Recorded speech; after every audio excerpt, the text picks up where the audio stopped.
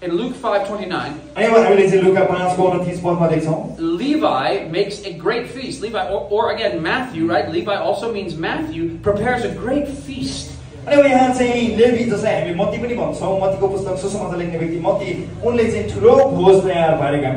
Just like Abraham.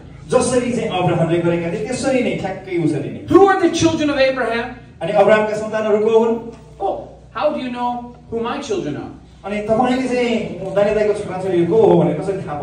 You know that Theophilus is my boy because he looks like me.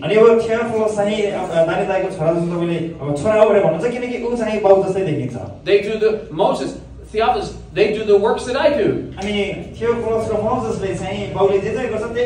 He likes to eat the food, I like to eat.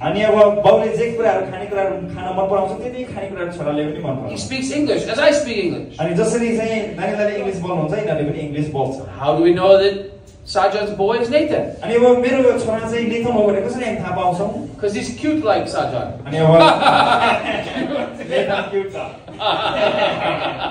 Look at that face. I just want to kiss it.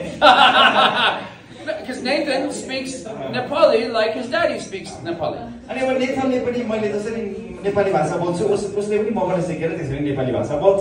So a son does the work of his father, right? Levi is the son of Abraham. How do we know? How do we know that this tax collector is a son of Abraham? Because he doesn't merely have the faith of Abraham. There are lots of people today who have the faith of Abraham.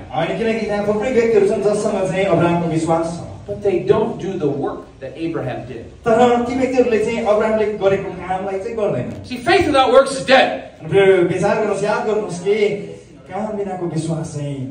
Oh, the hypocrites, you know, the Pharisees, they boasted.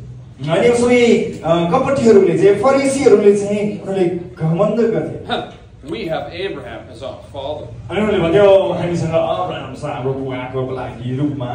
We are not sinners of the Gentiles. We have the law and the oracles and the prophets.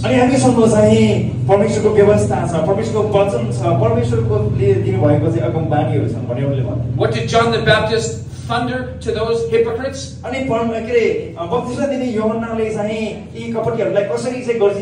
Do not think to say among yourselves, we have Abraham as our father.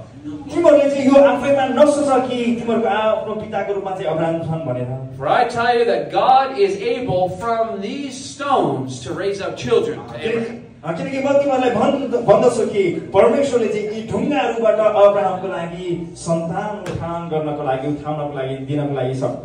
Who warned you? Earlier he said, who warned you to flee the wrath to come?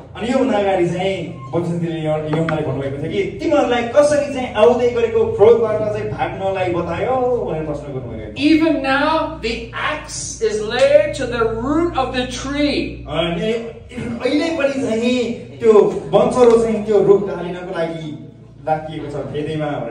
And every tree that does not bear good fruit will be cut down and thrown into the fire.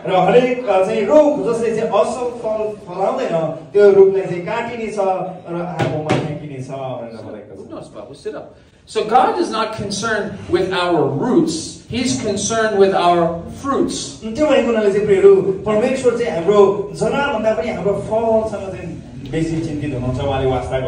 Jews thought because of their caste, the Jews thought because of their birth, that they were automatically in favor with God.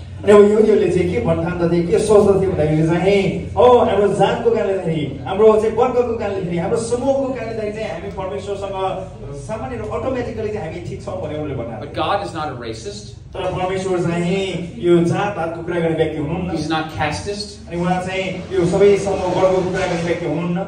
He does not look upon a man's roots. But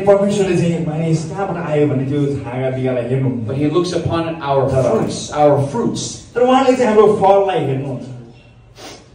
Levi, Matthew, also known as Matthew, he did not only did he have the faith of Abraham, but he did the work that Abraham worked. अनि अब यहाँ चाहिँ यो levy जसलाई मती पनि भनिन्छ उनीसँग चाहिँ अब्राहमको विश्वास मात्र थिएन तर अब्राहमले गरेको महान विश्वासको काम चाहिँ यो लेवीले पनि गरेको हामी पाउँछौँ. This is how we know that Levi was truly a son of Abraham. अनि यसैले चाहिँ हामी चिन्छौँ कि लेवी चाहिँ अथवा यो लेवी चाहिँ साँच्चै नै अब्राहमका सन्तान हो. Remember, the scripture calls Abraham the father of faith. अनि फेरि याद गर्नुहोस् धर्मशास्त्रले चाहिँ अब्राहमलाई विश्वासका पिता भनेर भन्छन्.